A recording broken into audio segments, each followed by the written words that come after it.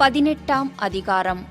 யோசபாத்துக்கு மிகுந்த ஐஸ்வர்யமும் கனமும் உண்டாயிருந்தது.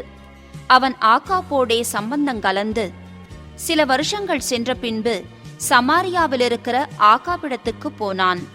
அப்பொழுது ஆகாப் அவனுக்கும் அவனோடு இருக்கிற ஜனத்திற்கும் அநேகம் ஆடு மாடுகளை அடிப்பித்து கீலேயாத்திலுள்ள ராமோத்திற்கு வரும்படி அவனை ஏவினான். எப்படியெனில், இஸ்ரவேலின் ராஜாவாகிய ஆகாப் யூதாவின் ராஜாவாகிய யோசபாத்தை நோக்கி, கீலேயாத்திலுள்ள ராமோத்துக்கு என்னோடே வருகிறீரா என்று கேட்டதற்கு அவன், நான் தான் நீர், என்னுடைய ஜனங்கள் உம்முடைய ஜனங்கள், உம்மோடே கூட யுத்தத்திற்கு வருகிறேன் என்றான்.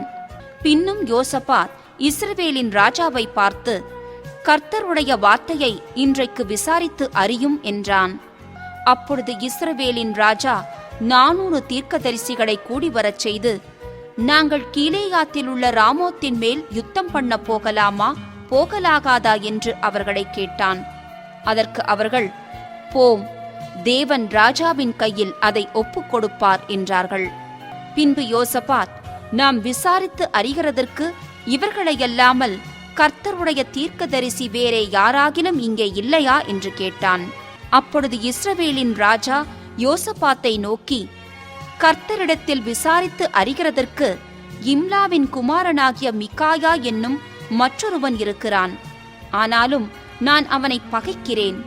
அவன் என்னை குறித்து நன்மையாக அல்ல, தீமையாகவே எப்பொழுதும் தீர்க்க தரிசனம் சொல்லுகிறவன் என்றான்.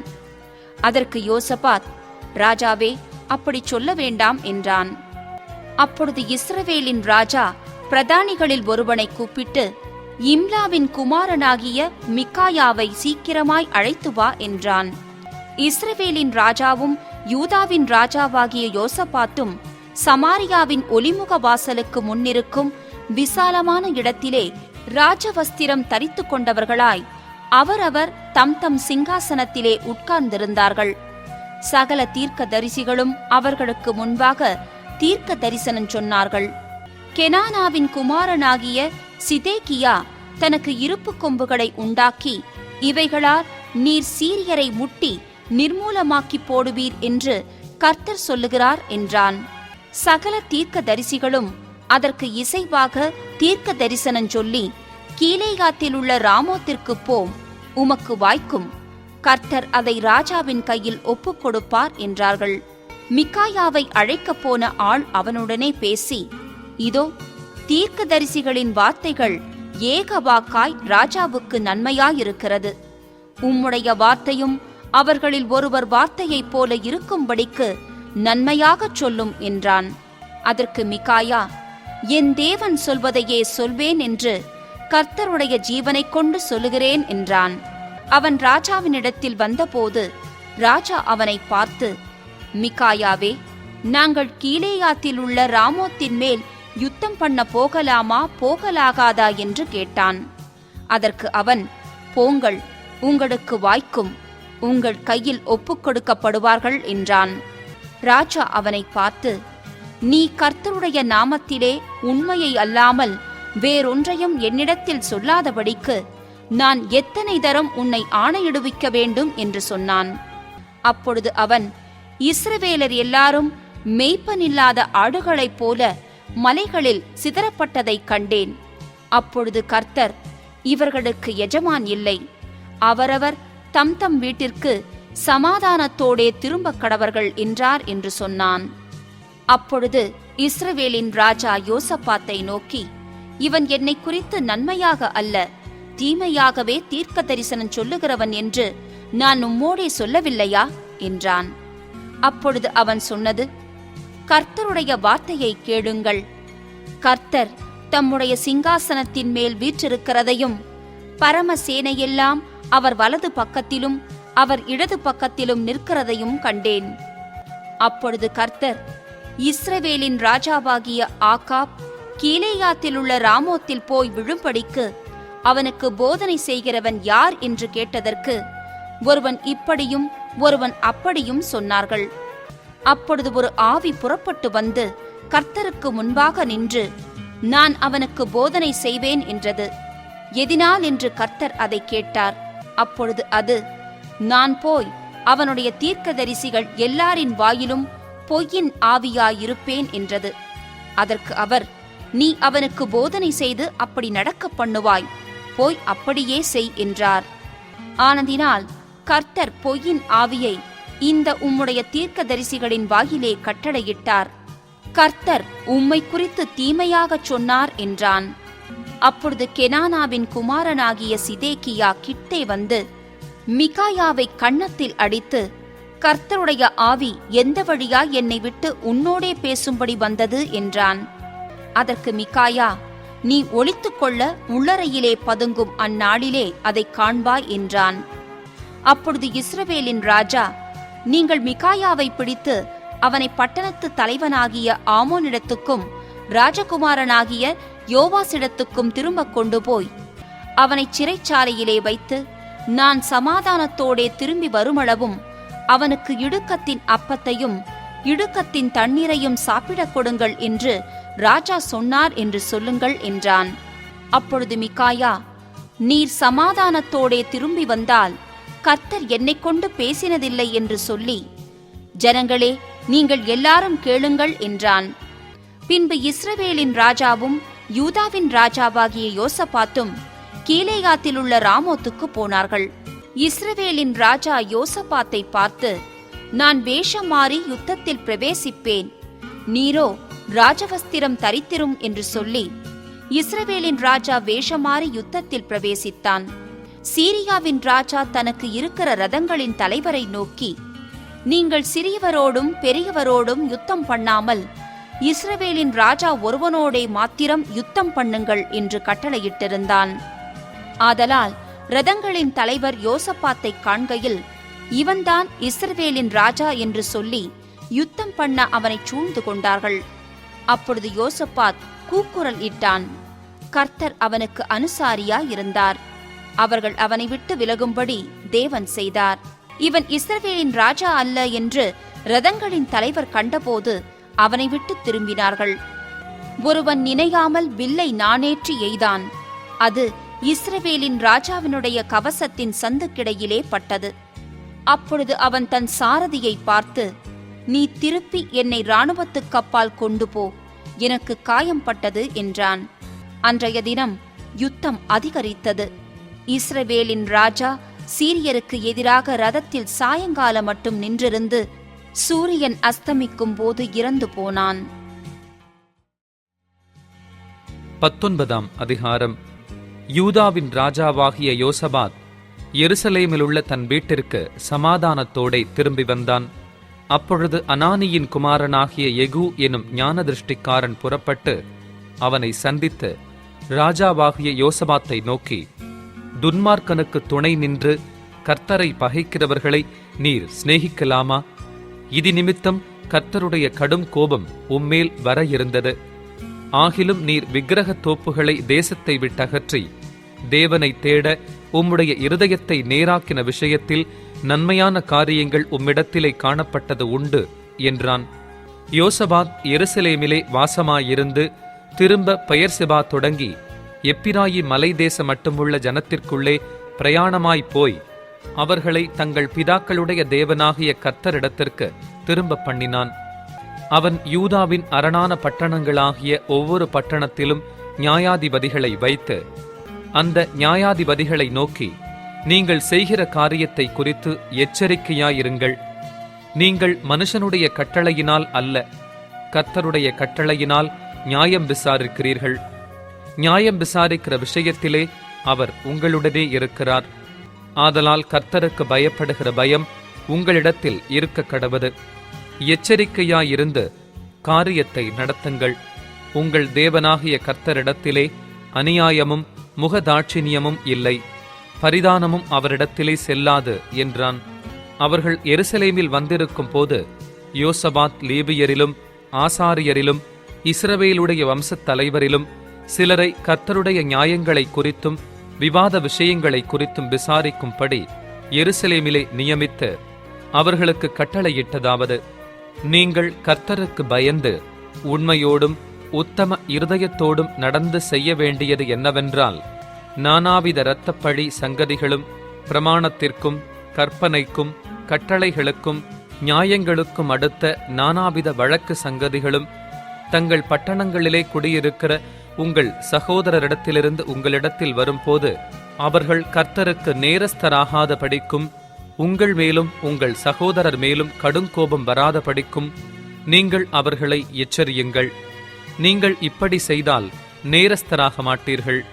இதோ ஆசாரியனாகிய அமரியா கர்த்தருக்கடுத்த எல்லா நியாயத்திலும் இஸ்மவேலின் குமாரனாகிய செபதியா எனும் யூதா வம்சத்தின் தலைவன் ராஜாவுக்கடுத்த எல்லா நியாயத்திலும் உங்களுக்கு மேலான நியாயாதிபதிகள். லேவியரும் உங்கள் கைக்குள் உத்தியோகஸ்தராயிருக்கிறார்கள். நீங்கள் திடமனதாயிருந்து காரியங்களை நடத்துங்கள். உத்தமனுக்கு கர்த்தர் துணை என்றான். 20ஆம் அதிகாரம். இதற்கு பின்பு மோவாப் புத்திரரும் அம்மோன் புத்திரரும் அவர்களோடே அம்மோனியருக்கு அப்புறத்திலுள்ள மனுஷரும் கூட யோசபாத்திற்கு விரோதமாய் யுத்தம் பண்ண வந்தார்கள். சிலர் வந்து யோசபாத்தை நோக்கி, உமக்கு விரோதமாய் ஏராளமான ஜனங்கள் கடலுக்கு அக்கறையில் இருக்கிற சீரியாவிலிருந்து வருகிறார்கள். இதோ அவர்கள் எங்கேதியாகிய ஆசாசோன் தாமாரில் இருக்கிறார்கள் என்று அறிவித்தார்கள். அப்பொழுது யோசபாத் பயந்து கர்த்தரை தேடுகிறதற்கு ஒருமுகப்பட்டு யூதாவெங்கும் உபவாசத்தை கூறுவித்தான். அப்படியே யூதா ஜனங்கள் கர்த்தரிடத்திலே சகாயம் தேடக் கூடினார்கள். யூதாவிலுள்ள எல்லா பட்டணங்களிலும் இருந்து அவர்கள் கர்த்தரை தேட வந்தார்கள். அப்பொழுது யோசபாத் கர்த்தருடைய ஆலயத்திலே புது பிரகாரத்து முகப்பிலே யூதா ஜனங்களும் எருசலேமியரும் கூடின சபையிலே நின்று, எங்கள் பிதாக்களின் தேவனாகிய கர்த்தாவே, பரலோகத்திலிருக்கிற நீரல்லவோ தேவன், தேவரீர் ஜாதிகளுடைய ராஜ்யங்களையெல்லாம் ஆளுகிறவர். உம்முடைய கரத்திலே வல்லமையும் பராக்கிரமமும் இருக்கிறது. ஒருவரும் உம்மோடு எதிர்த்து நிற்கக்கூடாது. எங்கள் தேவனாகிய நீர் உம்முடைய ஜனமாகிய இஸ்ரவேலுக்கு முன்பாக இந்த தேசத்து குடிகளை துரத்திவிட்டு இதை உம்முடைய சிநேகிதனாகிய ஆபிரகாமுடைய சந்ததிக்கு என்றைக்கும் என்று கொடுக்கவில்லையா? ஆதலால் அவர்கள் இங்கே குடியிருந்து இதிலே உம்முடைய நாமத்திற்கென்று ஒரு பரிசுத்த ஸ்தலத்தை கட்டினார்கள். எங்கள் மேல் பட்டயம், நியாயத்தண்டனை, கொள்ளை நோய், பஞ்சம் முதலான தீமைகள் வந்தால் அப்பொழுது உம்முடைய நாமம் இந்த ஆலயத்தில் விளங்குகிறபடியால் நாங்கள் இந்த ஆலயத்திலும் உமது சந்நிதியிலும் வந்து நின்று எங்கள் இடுக்கணில் உம்மை நோக்கி கூப்பிடுகையில் தேவரீர் கேட்டு ரட்சிப்பீர் என்று சொல்லியிருக்கிறார்கள். இப்போதும் இதோ இஸ்ரவேலர் எகிப்து தேசத்திலிருந்து வருகிறபோது அம்மோன் புத்திரர், மோவாபியர், சேயீர் மலை தேசத்தாருடைய சீமைகள் வழியாய் போக நீர் உத்தரவு கொடுக்கவில்லை. ஆகையால் அவர்களை விட்டு விலகி அவர்களை நாசப்படுத்தாதிருந்தார்கள். இப்போதும் இதோ அவர்கள் எங்களுக்கு நன்மைக்கு தீமையை சரிகட்டி தேவரீர் எங்களை சுதந்தரிக்க பண்ணின உம்முடைய சுதந்திரத்திலிருந்து எங்களை துரத்திவிட வருகிறார்கள். எங்கள் தேவனே, அவர்களை நீர் நியாயந்தீர்க்க மாட்டீரோ? எங்களுக்கு விரோதமாக வந்த இந்த ஏராளமான கூட்டத்திற்கு முன்பாக நிற்க எங்களுக்கு பெலன் இல்லை. நாங்கள் செய்ய வேண்டியது இன்னதென்று எங்களுக்கு தெரியவில்லை. ஆகையால் எங்கள் கண்கள் உம்மையே நோக்கிக் கொண்டிருக்கிறது என்றான்.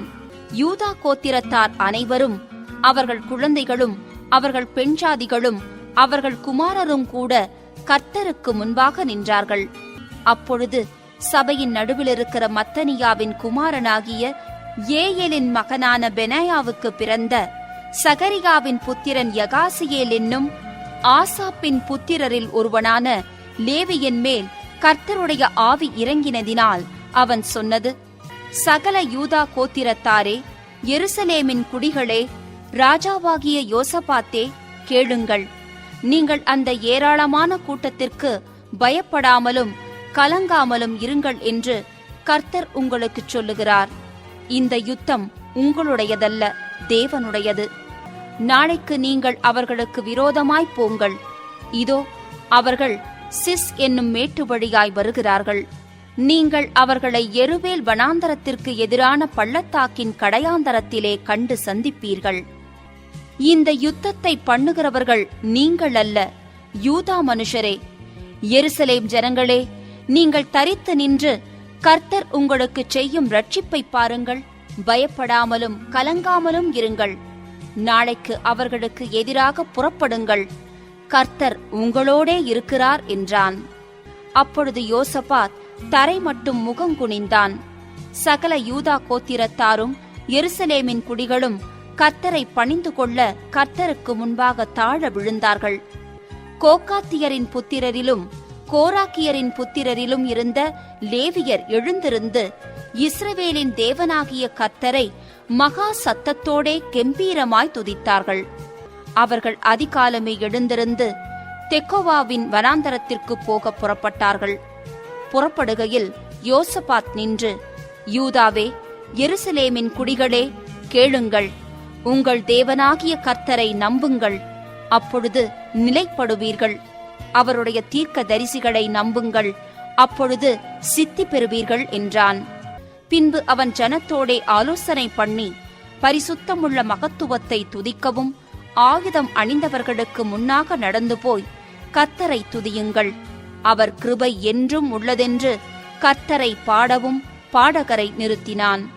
அவர்கள் பாடி துதி செய்ய தொடங்கின போது யூதாவுக்கு விரோதமாய் வந்து பதிவிருந்த அம்மோன் புத்திரரையும் மோவாபியரையும் சேயீர் மலை தேசத்தாரையும் ஒருவருக்கு விரோதமாய் ஒருவரை கர்த்தர் எழும்ப பண்ணினதினால் அவர்கள் வெட்டுண்டு விழுந்தார்கள். எப்படியெனில் அம்மோன் புத்திரரும் மோவாபியரும் சேயீர் மலை தேச குடிகளை சங்கரிக்கவும் அழிக்கவும் அவர்களுக்கு விரோதமாய் எழும்பினார்கள். சேயீர் குடிகளை அடித்து தீர்ந்தபோது தாங்களும் தங்களில் ஒருவரையொருவர் அடிக்கத்தக்க விதமாய் கை கலந்தார்கள். யூதா மனுஷர் வனாந்தரத்திலுள்ள சாம கூட்டண்டையிலே வந்து அந்த ஏராளமான கூட்டமிருக்கும் திக்கை நோக்குகிற போது இதோ அவர்கள் தரையிலே விழுந்து கிடக்கிற பிரேதங்களாக கண்டார்கள். ஒருவரும் தப்பவில்லை.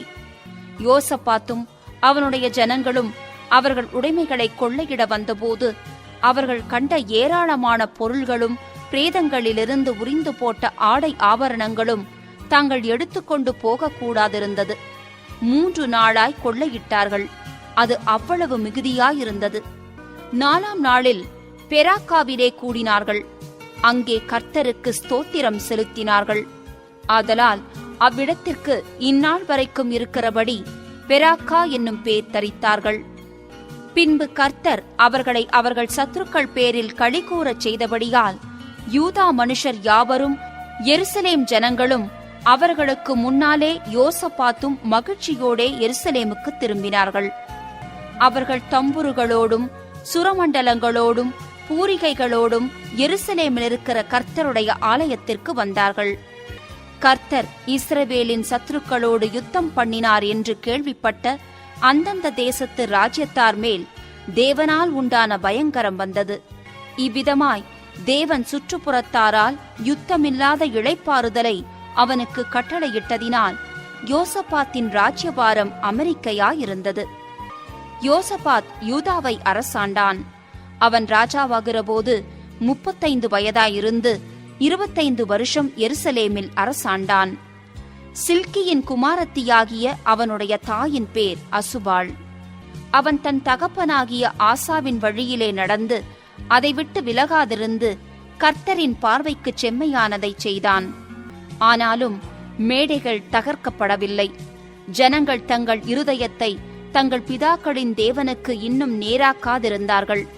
யோசபாத்தின் ஆதியந்தமான மற்ற வர்த்தமானங்கள் இஸ்ரவேல் ராஜாக்களின் புஸ்தகத்தில் கண்டிருக்கிற ஆனானியின் குமாரனாகிய எகோவின் வசனங்களில் எழுதியிருக்கிறது. அதற்கு பின்பு யூதாவின் ராஜாவாகிய யோசபாத் பொல்லாப்பு செய்கிறவனான அகசியா என்னும் இஸ்ரவேலின் ராஜாவோடே தோழமை பண்ணினான். தர்ஷீசுக்கு போகும்படிக்கு கப்பல்களைச் செய்ய அவனோடே கூடிக்கொண்டான்.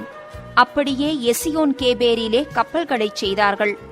மரேசா ஊரானாகிய தொதாவாவின் குமாரனான எலியேசர் யோசபாத்துக்கு விரோதமாக தீர்க்க தரிசனம் சொல்லி, நீர் அகசியாவோடே கூடிக்கொண்டபடியினால் கர்த்தர் உம்முடைய கிரியைகளை முறித்து போட்டார் என்றான். அந்த கப்பல்கள் உடைந்து போயிற்று. அவர்கள் தர்ஷீசுக்கு போகக்கூடாமற் போயிற்று. 21ஆம் அதிகாரம். யோசபாத் தன் பிதாக்களோடே நித்திரையடைந்து தாவீதின் நகரத்தில் தன் பிதாக்கள் அண்டையிலே அடக்கம் பண்ணப்பட்டான். அவன் ஸ்தானத்திலே அவன் குமாரனாகிய யோராம் ராஜாவானான். அவனுக்கு யோசபாத்தின் குமாரனாகிய அசரியா, ஏகியேல், சகரியா, அசரியா, மிகாவேல், செப்பத்தியா என்னும் சகோதரர் இருந்தார்கள். இவர்கள் எல்லாரும் இஸ்ரவேலின் ராஜாவாகிய யோசபாத்தின் குமாரர். அவர்களுடைய தகப்பன் வெள்ளியும் பொன்னும் உச்சிதங்களுமான அநேகம் நன்கொடைகளையும் யூதாவிலே அரணான பட்டணங்களையும் அவர்களுக்கு கொடுத்தான். யோராம் சேஷ்ட புத்திரனானபடியினால் அவனுக்கு ராஜ்யத்தை கொடுத்தான். யோராம் தன் தகப்பனுடைய ராஜ்யபாரத்திற்கு வந்து தன்னை பலப்படுத்திக் கொண்ட பின்பு அவன் தன்னுடைய சகோதரர் எல்லாரையும் இஸ்ரவேலின் பிரபுக்களில் சிலரையும் பட்டயத்தால் கொன்று போட்டான். யோராம் ராஜாவாகிற போது 32 வயதாயிருந்து 8 வருஷம் எருசலேமில் அரசாண்டான். அவன் இஸ்ரவேல் ராஜாக்களின் வழியிலே நடந்து ஆகாபின் வீட்டார் செய்தது போல செய்தான். ஆகாபின் குமாரத்தி அவனுக்கு மனைவியாயிருந்தாள். அவன் கர்த்தரின் பார்வைக்கு பொல்லாப்பானதைச் செய்தான். கர்த்தர் தாவீதுக்கும் அவன் குமாரருக்கும் என்றென்றைக்கும் ஒரு விளக்கை கட்டளையிடுவேன் என்று சொல்லி அவனோடே பண்ணின உடன்படிக்கையின் நிமித்தம் தாவீதின் வம்சத்தை அழிக்க சித்தமில்லாதிருந்தார். அவன் நாட்களில் யூதாவுடைய கையின் கீழிருந்த ஏதோமியர் கலகம் பண்ணி தங்களுக்கு ஒரு ராஜாவை ஏற்படுத்திக் கொண்டார்கள். அதனால் யோராம் தன் பிரபுக்களோடும் தன் சகல ரதங்களோடும் புறப்பட்டு போனான். அவன் ராத்திரியில் எழுந்திருந்து தன்னை வளைந்து கொண்ட ஏதோமியரையும் ரதங்களின் தலைவரையும் முறிய அடித்தான். ஆகிலும் யூதாவுடைய கையின் கீழிருந்த ஏதோமியர் இந்நாள் வரைக்கும் இருக்கிறது போல கலகம் பண்ணி பிரிந்தார்கள். அவன் தன் பிதாக்களின் தேவனாகிய கர்த்தரை விட்டபடியினால் அக்காலத்திலே லீப்னா பட்டணத்தாரும் கலகம் பண்ணினார்கள். அவன் யூதாவுடைய மலைகளின் மேல் மேடைகளை உண்டாக்கி எருசலேமின் குடிகளை சோரம் போக பண்ணி யூதாவையும் அதற்கு ஏவிவிட்டான். அப்பொழுது தீர்க்கதரிசியாகிய எலியா எழுதின ஒரு நிருபம் அவனிடத்திற்கு வந்தது. அதில், உம்முடைய தகப்பனான தாவீதின் தேவனாகிய கர்த்தர் உரைக்கிறது என்னவென்றால், நீ உன் தகப்பனாகிய யோசபாத்தின் வழிகளிலும் யூதாவின் ராஜாவாகிய ஆசாபின் வழிகளிலும் நடவாமல் இஸ்ரவேல் ராஜாக்களின் வழியிலே நடந்து ஆகாபுடைய குடும்பத்தின் சோர மார்க்கத்திற்கு ஒத்தபடியே யூதாவையும் எருசலேமின் குடிகளையும் சோரம் போக பண்ணி உன்னை பார்க்கிலும் நல்லவர்களாயிருந்த உன் தகப்பன் வீட்டாரான உன் சகோதரரையும் கொன்று போட்டபடியினால், இதோ கர்த்தர் உன் ஜனத்தையும் உன் பிள்ளைகளையும் உன் மனைவிகளையும் உனக்கு உண்டான எல்லாவற்றையும் மகா வாதையாக வாதிப்பார். நீயோ உனக்கு உண்டாகும் குடல் நோயினால் உன் குடல்கள் நாளுக்கு நாள் இற்று விழுமட்டும் கொடிய வியாதியினால் வாதிக்கப்படுவாய் என்று எழுதியிருந்தது. அப்படியே கர்த்தர் பெலிஸ்தரின் ஆவியையும் எத்தியோப்பியாவுக்கடுத்த தேசத்தாரான அரபியரின் ஆவியையும் யோராமுக்கு விரோதமாக எழுப்பினார். அவர்கள் யூதாவில் வந்து பலாத்காரமாய் புகுந்து ராஜாவின் அரமனையில் அகப்பட்ட எல்லா பொருட்களையும் அவன் பிள்ளைகளையும் அவன் மனைவிகளையும் பிடித்து கொண்டு போனார்கள். யோவாகாஸ் எனும் அவன் குமாரரில் இளையவனை அல்லாமல் ஒரு குமாரனும் அவனுக்கு மீதியாக வைக்கப்படவில்லை. இவைகள் எல்லாவற்றிற்கும் பிற்பாடு கர்த்தர் அவன் குடல்களில் உண்டான தீராத நோயினால் அவனை வாதித்தார். அப்படி நாளுக்கு நாள் இருந்து 2 வருஷம் முடிகிற காலத்தில் அவனுக்கு உண்டான நோயினால் அவன் குடல்கள் சரிந்து கொடிய வியாதியினால் செத்துப்போனான். அவனுடைய பிதாக்களுக்காக கந்த வர்க்கங்களை கொளுத்தினது போல் அவனுடைய ஜனங்கள் அவனுக்காக கொளுத்தவில்லை. அவன் ராஜாவாகிற போது 32 வயதாயிருந்து 8 வருஷம் எருசலேமில் அரசாண்டு விரும்புவாரில்லாமல் இறந்து போனான். அவனை தாவீதின் நகரத்தில் அடக்கம் பண்ணினார்கள்.